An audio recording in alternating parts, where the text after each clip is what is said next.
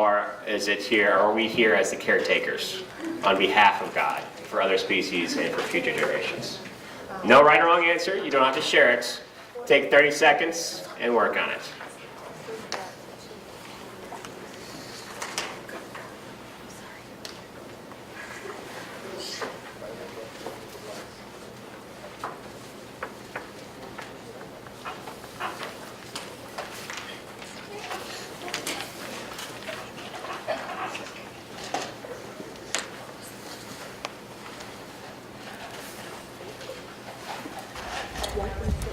Actually, my piece of paper. Oh, here it is. Couldn't figure out where I put it.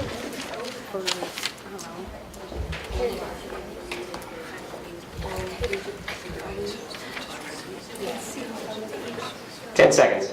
And then where you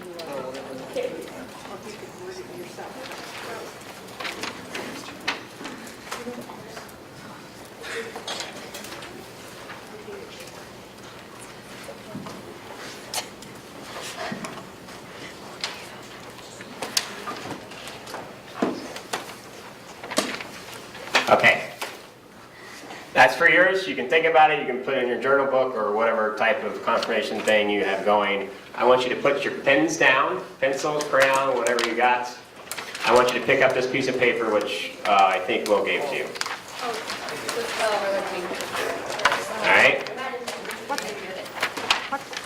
So, there's a lot of information here. I'm just going to highlight a few things. And then the rest is yours, and I'm done. I'm going to hand it over to the next person. Okay, so part A is kind of what I just went through. All right? It just kind of gives you some background information. You don't need to pay any more attention to it now. Get this one. Part C, the bottom of the first page, it continues on the back page. I'm not going to talk about. Those are all websites and resources for you to go to in the future if you want to find out information about climate change, land use, water, rain patterns, whatever you want. It's a reference for you to have. They're all fantastic websites to look at. The middle part is what I want to talk about for about the next 2 minutes, okay? And that is, I'm going to make the assumption, at least we're going to have the next 2 minutes talking about what is that you can do to make the environment better, okay?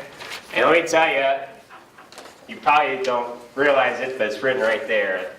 As an individual, the single best thing you can do for the environment is not to eat meat. What? As an individual, the single best thing you can do for the environment is not to eat meat. Alright? And in some of those websites, you will find pages and pages of data to support that. There's been hundreds of studies. The impact on the environment and on the land to how meat gets onto your plate is what does more harm to the planet than anything else. Alright? Including oil. Including oil.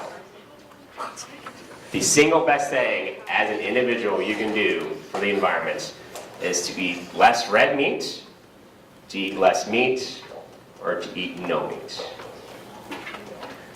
Okay? More land on the planet is used for cattle grazing than there is to raise food. Almost twice as much. Yes, sir? What if you went hunting for it? The single best thing you can do for the environment is not to eat meat. Yes, sir?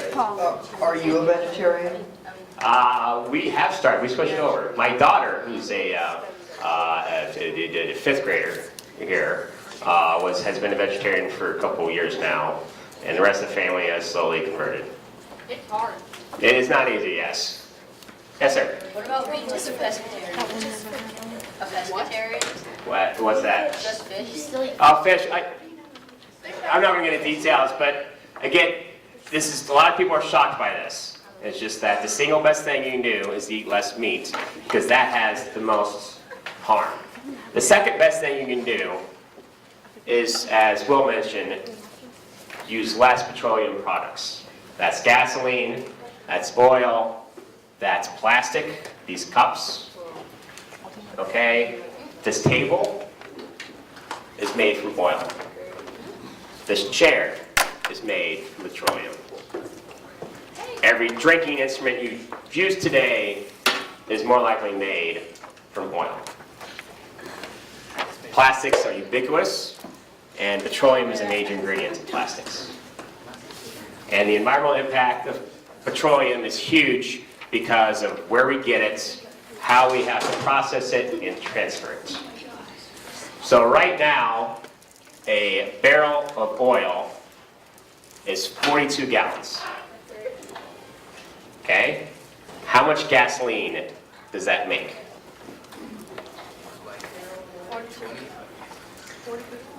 A typical light grade. Do you guys know the answer to this question? Nope. 21. 20 gallons? I'm guessing. I hear 20, 21. 21, 40, 42. So a barrel of oil, which is how oil is sold on the open market, is 42 gallons. Of gasoline, that makes about 19 gallons of U.S. gasoline. Zach, we learned about it. That's right. Okay? The amount of oil consumed to get it out of the ground to a pump, what's called the well-to-wheel ratio, is about 139 in this country. So for every barrel of oil that produces, it takes 139 barrels to get it there. That's including shipments, the energy required to dig it out of the ground, put it in a pipeline or put it on a train or wherever, get it to a refinery, process it, put it back onto a truck or a pipeline, send it to a gas station. So for every one you use, it's about 139. Yes, ma'am? This is great to know and all, but you didn't answer the question about pescatarians. You just started talking about oil. So what about pescatarians? Well, I don't know the environmental impact of fish. So there has been a lot of negative impact of fish because of the fisheries and how we process. Your food is industrialized.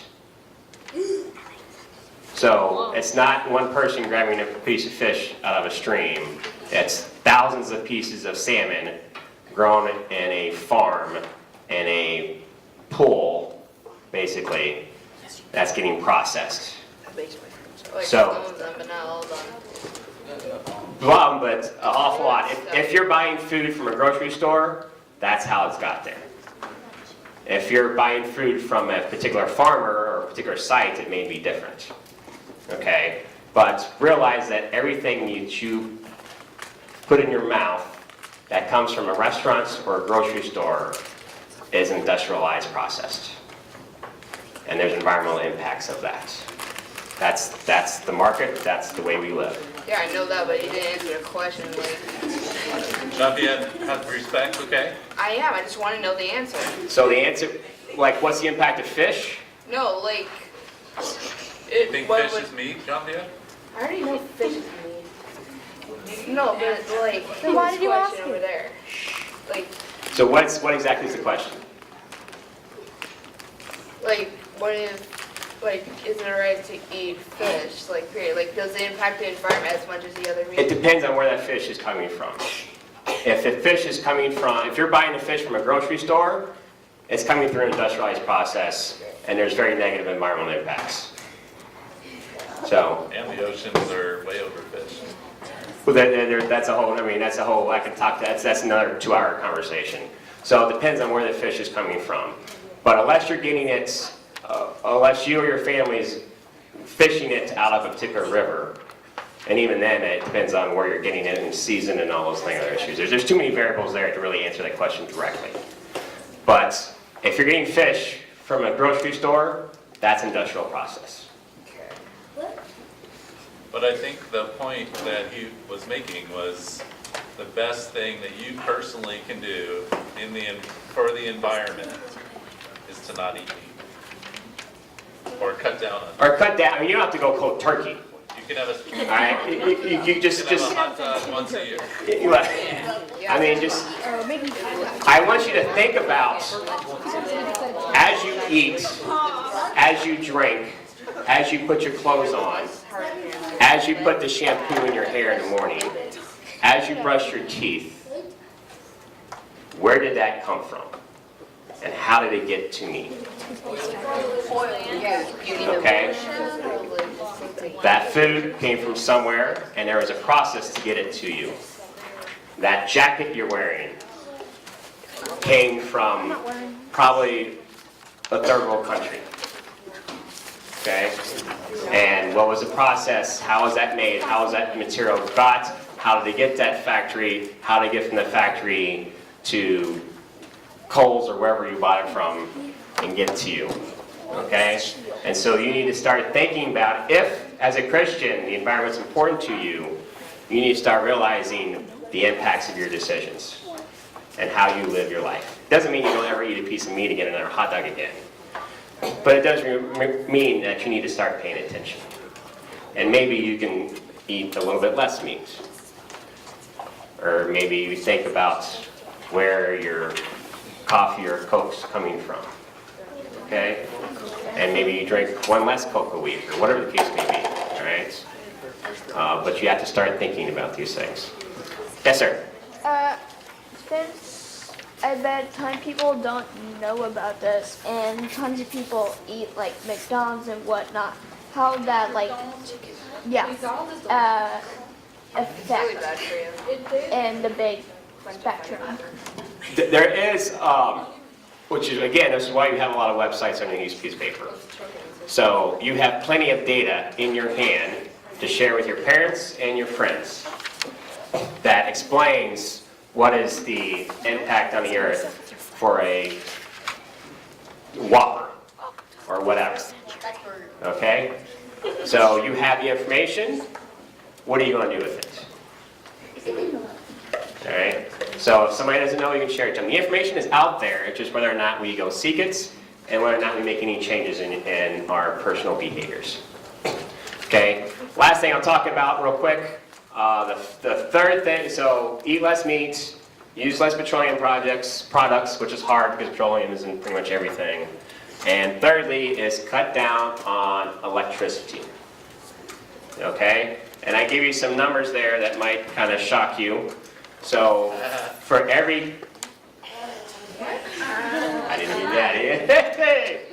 I didn't even think about that. Yeah, all right. Shocking numbers about electricity. Yeah. Oh, you guys are listening real well.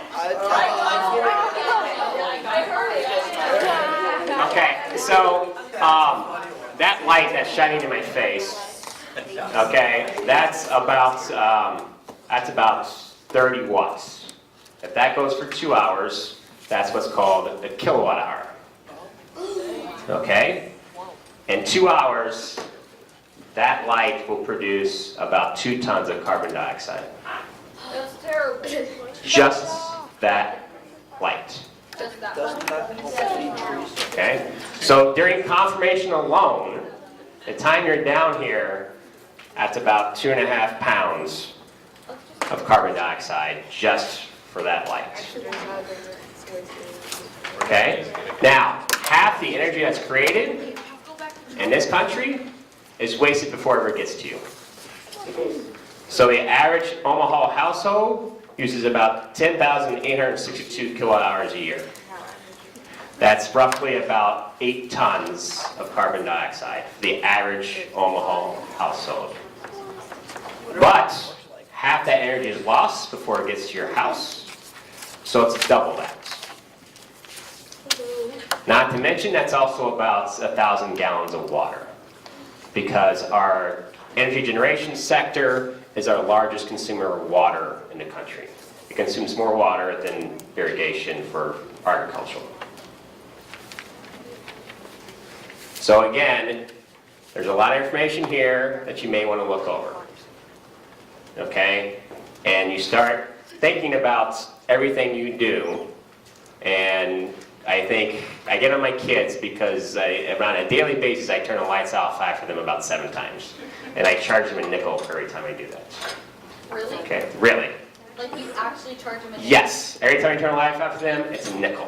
Why? How much money do you make in a Hard. That's bull. And think about that, if you leave a light on in your room and you go to school, Yeah, I do. I'm sorry, but I accidentally. okay, so you're school for 6 hours? 8, right? Okay, 8 hours, that's probably a 40-watt light bulb. That's about 6 pounds of carbon dioxide. If we use it. I mean, again, it's just being aware of your choices and your actions. Okay? There's a lot of good information here. Does anybody have any questions for me? All right, turn it over. Okay, so again, if, as your Christian values, the plan's important to you, then start thinking about where dinner came from and how did it get in front of you and what was the impact on it. Yes, ma'am? How much does the school look? A school? A lot. Daily, it depends on the school and the size of it. So most schools will use approximately 2 to 4 kilowatt hours per square foot. Okay, so a school is probably about 60 to 80,000 square feet.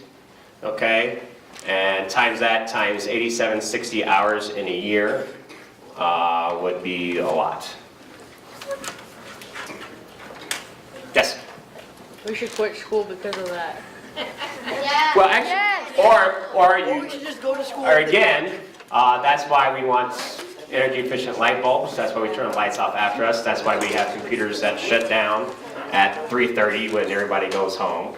Okay, so there's mitigation strategies that people can use.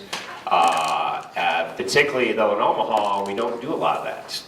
So again, it's just, you have a choice.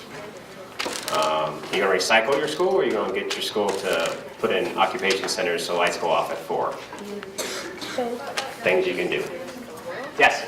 Our school like tries to recycle, but we can't because like students will like throw like spit out gum in the recycling bin, and the janitor just want to pick through like gum and food and.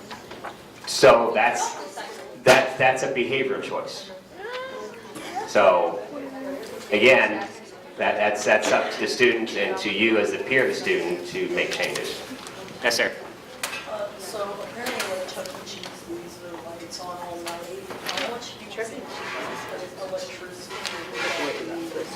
I'm not going. I mean, there's too many. I can't go through every single simulator, and I don't know. It depends on the size of buildings and the lights and all the stuff. So obviously, as you're sitting here thinking, obviously you're picking up a lot of things you could be doing differently.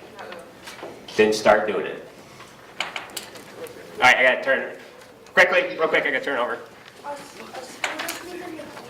They have recycling bin, but then they just put it in the bin. Yeah, they put everything. Again, I mean, as a student, you have a choice in this. So don't complain about your school doing. What are you doing?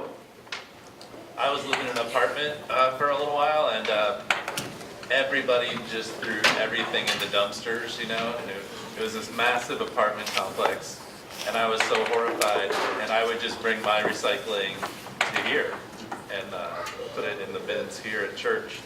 So you could always do that, you know. If there's no recycling at school, take it home. You're not gonna die. They should make. Yeah. I don't have a DVD. When I saw Apple, I figured you did. Yes, my daughter and I had this discussion. She's a graphic designer.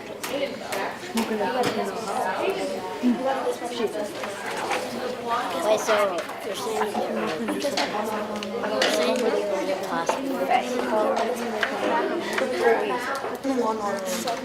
Click for you. Yeah, just show me. Step down back. I think,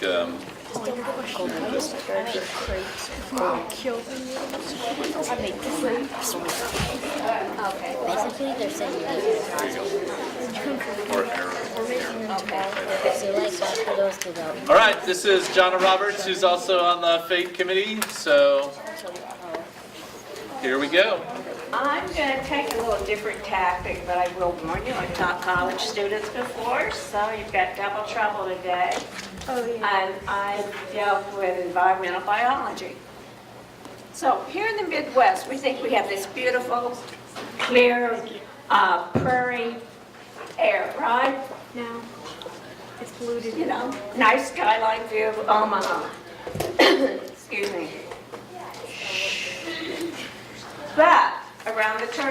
country, this was Omaha. Whoa, yeah, that's right. Could you cut the lights in the back? Maybe they can see the contrast a little better. Or wherever. Some middle. See, I use a lot of pictures because then I don't have to talk as much. There, okay? Oh, yeah, we still had some more, especially right here along the riverfront.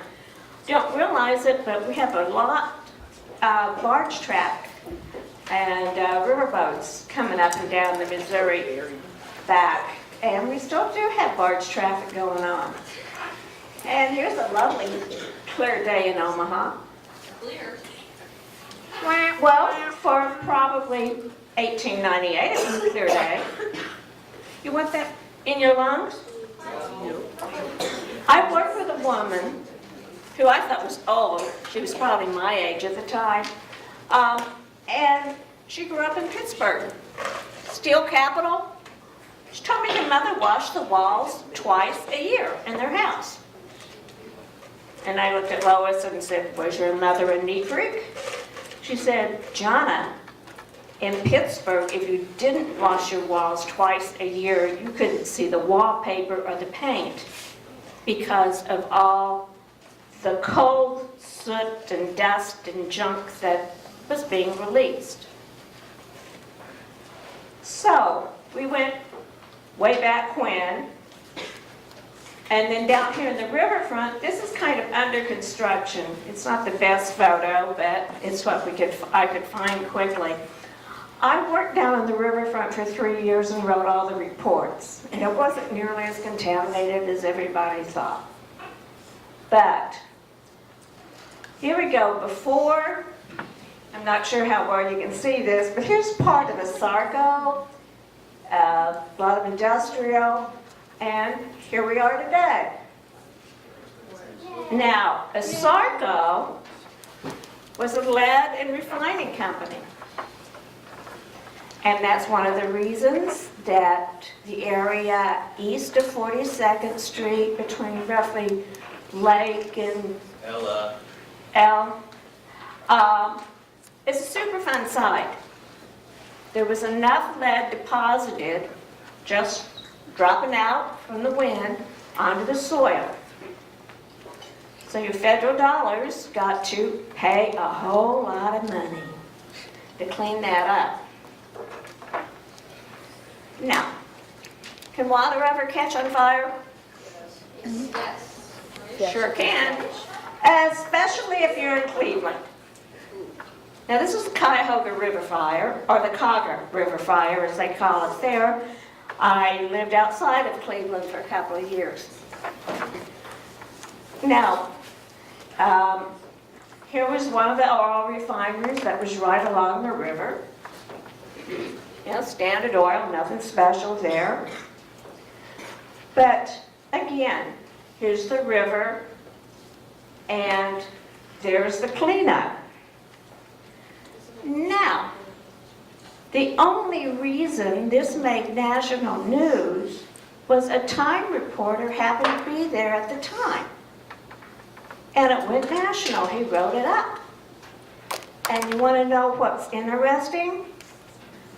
Cuyahoga River had been on fire in 1883, 84, 92, 1912, 1914, 1922, 1948, 1949, and 1952.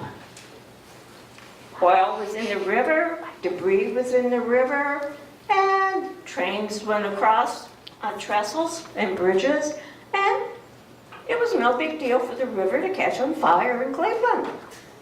How is that not weird? What? How is that not weird?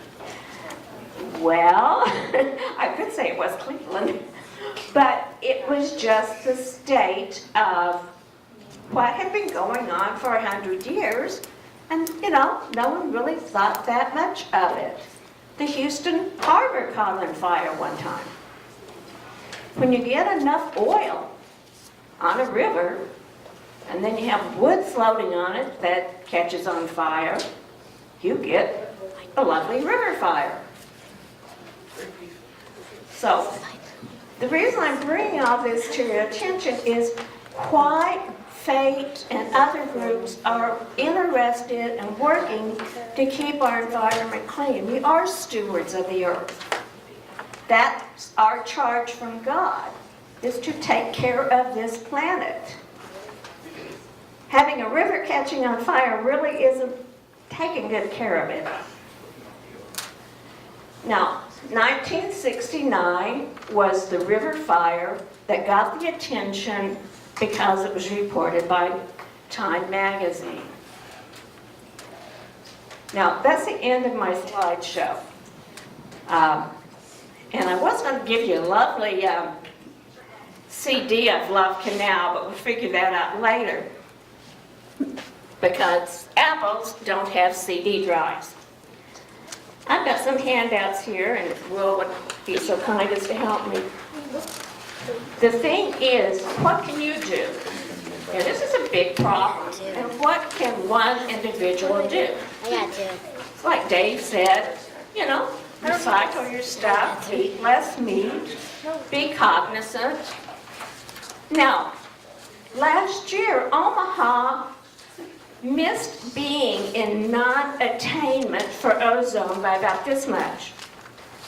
And the reason we missed it was we happened to have a cooler summer than usual. Now, non-attainment, you know, what does that mean? It means you're not meeting the federal air requirements, the levels for, in this case, ozone. When the SARCO was in operation, we had non-attainment for lead in the air. Now, ozone is contributing to greenhouse gases, is part of the hole in the atmosphere over Antarctica, you may have heard about. This thing I passed out is just little steps you can take, or you can encourage your parents to take, on reducing ozone to keep us out of non-attainment. As long as Omaha maintains its ozone within or below the federal requirements, life is good. But if we go above that, industry's not going to want to come to Omaha because they're going to have additional controls on their air emissions. Existing companies will have to do the same thing if they want to expand operations and increase production. So they're just little things like when you fill up your car, when you mow your lawn, how you mow your lawn. And I did try to have minimal impact because I printed two-sided and just in black and white. So, you know, I just wanted to give you kind of a background of why we're really worried about this. Some of us remember this stuff. Okay, not the 1893 fire. I don't really remember that one. But I remember when the Clean Air Act came in and the Clean Water Act and cradle to grave tracking of chemicals. So we don't have a love canal. So that's just all I wanted to say was we have laws and regulations and they're here for a reason, and I wanted to kind of give you the background of why, of how bad it was at one time, and how much better it's gotten, and hopefully we're just on steps in a journey forward of making this a lot better. And so if you have any questions for me, throw your hands up and I'll do my best. What? You don't want to read the Federal Register tonight? No. That is a sure cure for insomnia. I have school. Thank you, Johnna.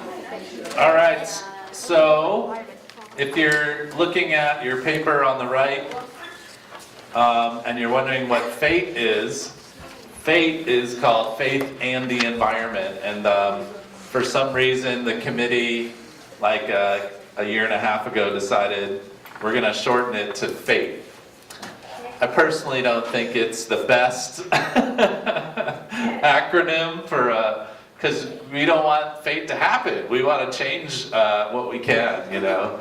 But it stands for Faith and the Environment.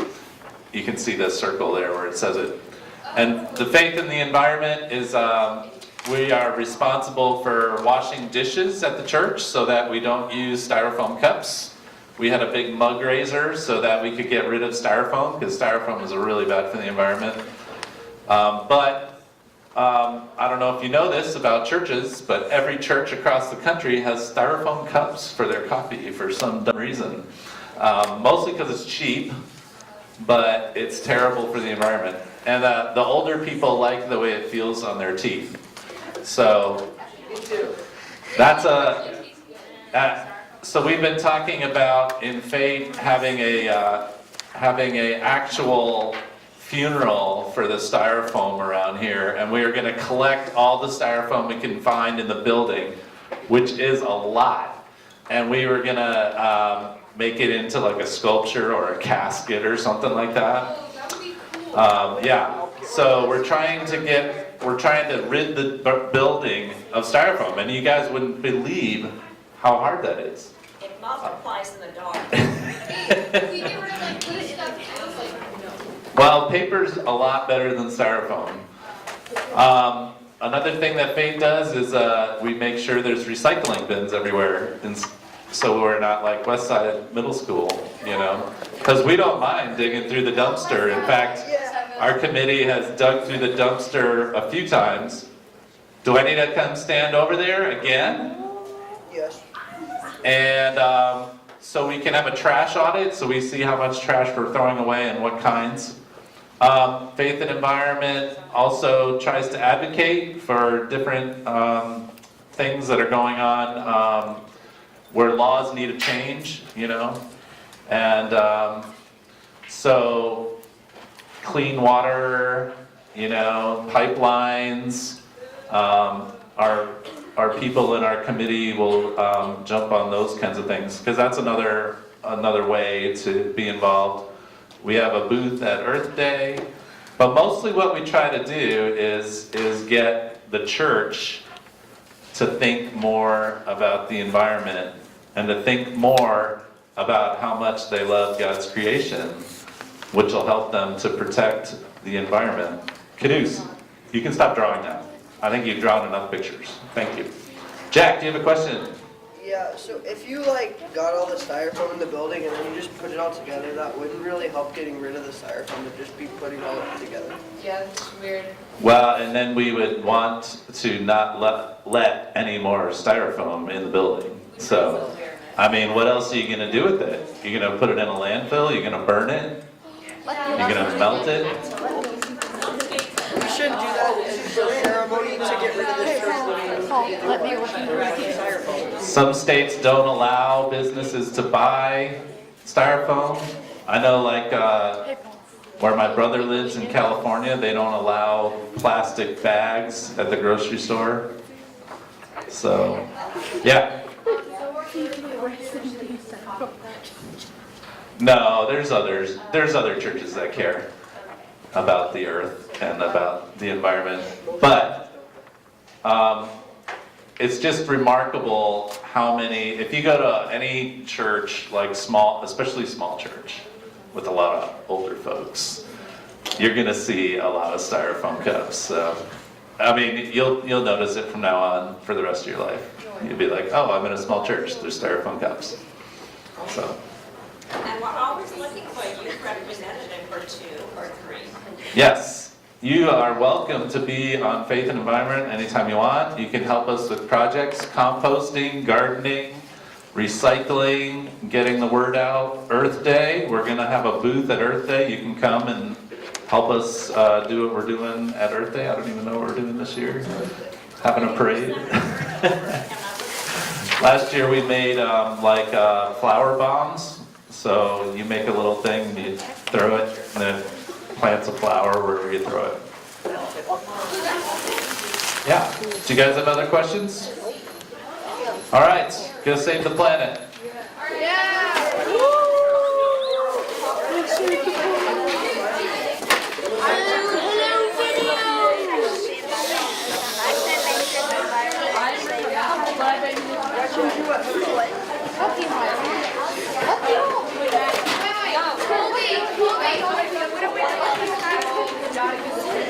We tore out the styrofoam.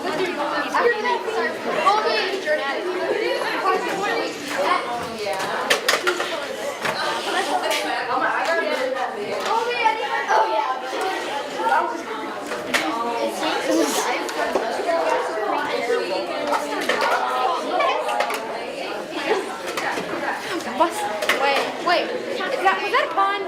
Is that a pun? No, I've actually seen it. Mustard gas. Mustard gas. They mustard gas.